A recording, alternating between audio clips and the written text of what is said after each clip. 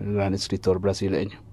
Ahí hay una remembranza de ese personaje, de Fonseca, pero también hay un homenaje de alguna manera al juego del Tetris, que como te decía, aquí se manejan algunos elementos pop dentro de todo este libro, y hay una remembranza al juego del Tetris que fue un juego que marcó mi generación, de alguna manera.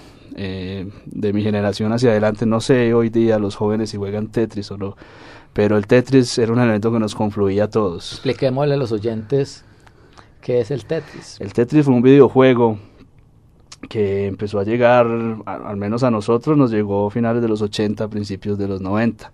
Empezó a llegar primero en las pequeñas consolas que uno tenía portátiles para jugar, después en el Nintendo, Super Nintendo, etcétera. Y el Tetris, de lo que se trata es de tratar de acomodar fichitas, ¿cierto?, en los espacios, en un espacio determinado. Bueno, es difícil narrarlo, ¿no? Pero es un espacio determinado y uno tratando de armar rompecabezas, sí, de armar. Y una de las fichas más escasas dentro del Tetris, por la que siempre uno termina perdiendo el juego, es el palo, el palito, el que tiene figura de palito que nunca llega y que siempre tiene ese espacio y uno siempre está reservándolo porque es el que te salva la vida, digamos, en la dinámica del juego. El Tetris lo inventaron los rusos comunistas. El Tetris tiene una historia tremenda. El Tetris fue de alguna manera una contraofensiva que en la Rusia soviética se hizo a los videojuegos norteamericanos que en ese momento estaban pululando a lo largo del mundo. Era como la respuesta rusa a esos juegos. Es la respuesta rusa, y también a la vez tenía un mensaje ruso, y es, bueno, nosotros no hacemos videojuegos de Super Mario ni de muñequitos sino inteligencia. Sino de inteligencia. Miren nuestros videojuegos. La melodía del Tetris, la melodía que siempre suena en todo Tetris, es un poema medieval ruso, que ellos musicalizan. No, la música ya estaba desde el medioevo, pero ellos pues de alguna manera lo tratan de dar un tinte electrónico moderno, pero esa es la música que siempre acompaña todo el Tetris. Entonces el Tetris de atrás también tiene un trasfondo y una historia profundamente interesante, eso no se cuenta ahí pues, pero el Tetris dentro de su contexto fue también en la Guerra Fría una respuesta a los videojuegos.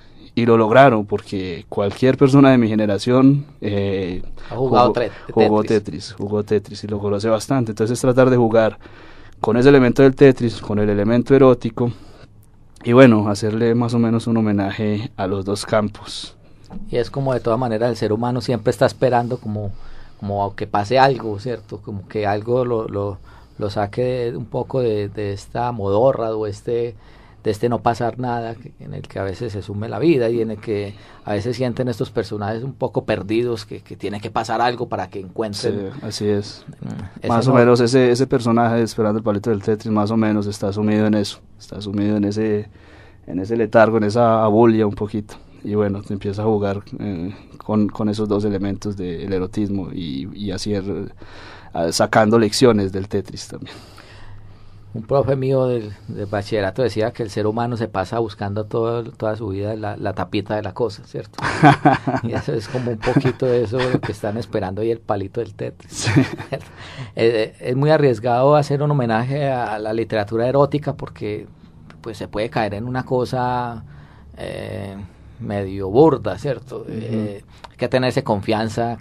Eso es como algo similar al delantero que se atreve a hacer la gambeta en el área y después cuando está frente al arquero hace el taquito o la rabona y la mete.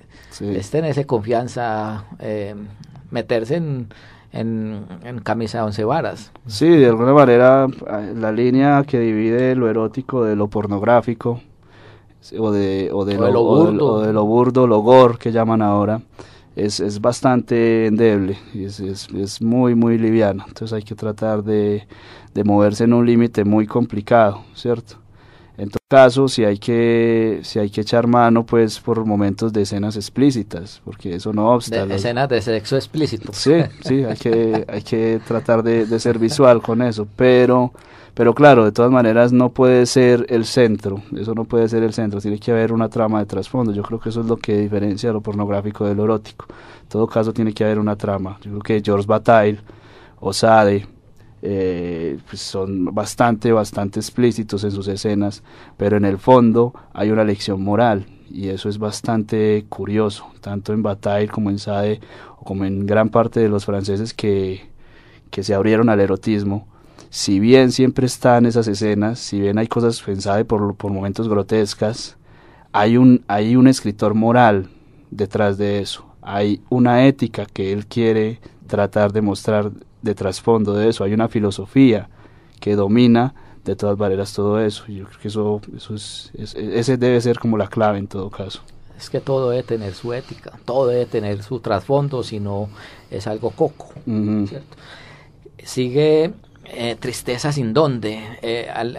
Tristeza sin Dónde le recuerda a uno un poco a Ítaca, es como si fuera la Ítaca contemporánea acá puesta en Medellín o en Colombia. ¿Qué hay de Ítaca en esta historia? Bueno, Tristeza sin Dónde, el título es un verso de Luis Cernuda, otro de estos poetas españoles de los que hablábamos en el programa pasado.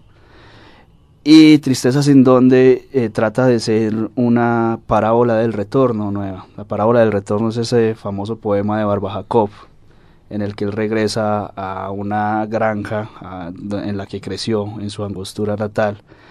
Y es un poema muy muy bonito, de los grandes poemas de su obra, que empieza diciendo: señora, muy buenos días; señor, muy buenos días, decidme, ¿es esta la granja que fue de Ricard? Bueno, algo así. Y es un poema largo en el que él sigue preguntando, pero bueno, si aquí estaba yo, si aquí jugaba, si aquí en vez de esta casa lo que había era un jardín. Bueno, él sigue y termina despidiéndose muy triste y acongojado al ver que volvió a su granja, pero ya no era su granja, ¿cierto? Ya no era su... Entonces es un elemento que también pasa mucho, como decía alguien en la famosa frase: no se puede volver al lugar donde se ha sido feliz, ¿cierto?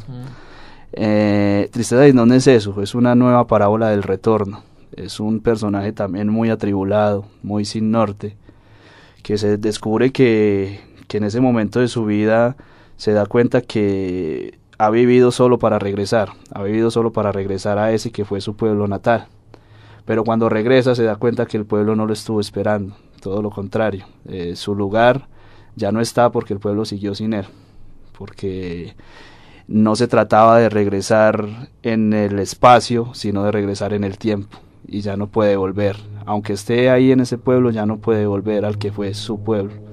Ya no existe. Ya no existe. Y entonces queda como en el aire, queda como sin nada. Es algo que saqué también de todos los viajes míos y de todos esos regresos a muchas partes que he tenido. Cuando uno se va dando cuenta de que volvés, pero ya no, realmente nunca volvés, porque el asunto es otro, el asunto ya es otro. Volvés y es como otro sitio, y es como si fuera otro sí, o sea, el que se va de Medellín 10 años, supone uno que viene a Medellín y ya no ve Medellín, es como si fuera ya otra ciudad. Sí, todo suele cambiar. Además, la memoria también engaña. Es traicionera. La memoria engaña, y uno tiene unos recuerdos de determinada forma y te das dando cuenta que no, y bueno, como dice el famoso poema de Jorge Manrique, a nuestro parecer cualquier tiempo pasado fue mejor. Y resulta que no, y resulta que de alguna manera te das cuenta que esa imagen, que vos ya no sabes si es recuerdo o es imaginación, esa imagen de esos sitios ya no existe. Uno, después de escucharlo a usted y después de mirar